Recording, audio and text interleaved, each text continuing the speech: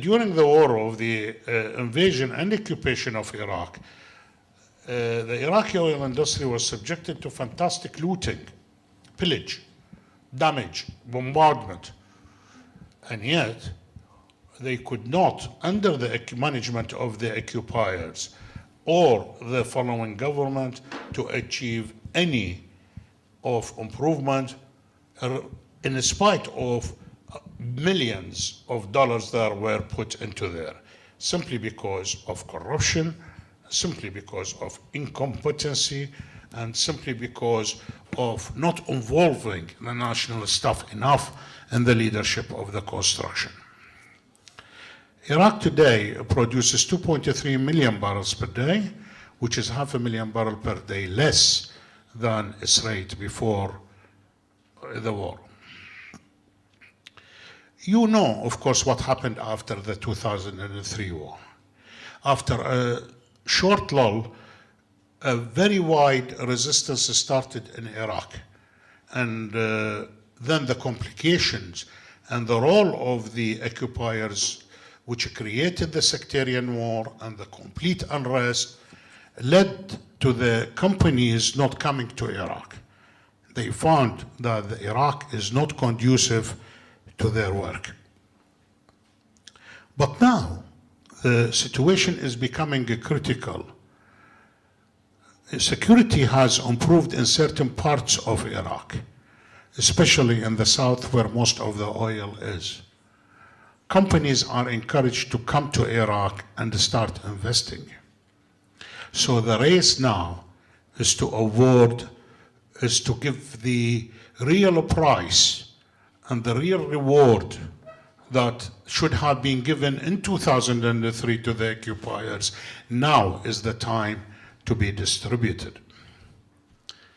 At the moment, the Iraqi government is embarking on 2 bid rounds where they are offering 19 oil fields and gas fields to foreign oil companies to bid to develop them on long-term service contracts. Each contract lasts 25 years. So whatever Iraq signs now, it will commit the Iraqi people to contracts of a quarter of a century in the future on terms that it did not have any say into them, and it will be impossible to adjust during that period. The long-term service contracts which are being on offer now is offered by a government which is formed by a parliament which is based on a constitution, and all of them, to say the least, are in a very fluid state. They do not enjoy, they never enjoyed, and will never enjoy the consensus, approval, and acceptance of the Iraqi people, because the elections, the referendums that brought these things together are very contentious. Lots of people were exempted from it. Lots of forces kept themselves out of it. There are 4 million people exiled outside Iraq. There are 2 million people exiled inside Iraq. And these contracts are being cooked very, very quickly so that they will be awarded in 2009.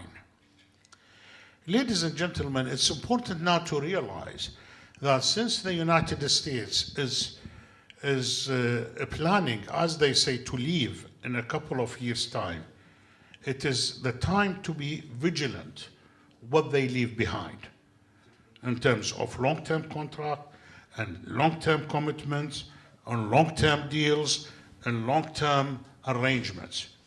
One should be very vigilant of what they leave behind. And above all, it's oil.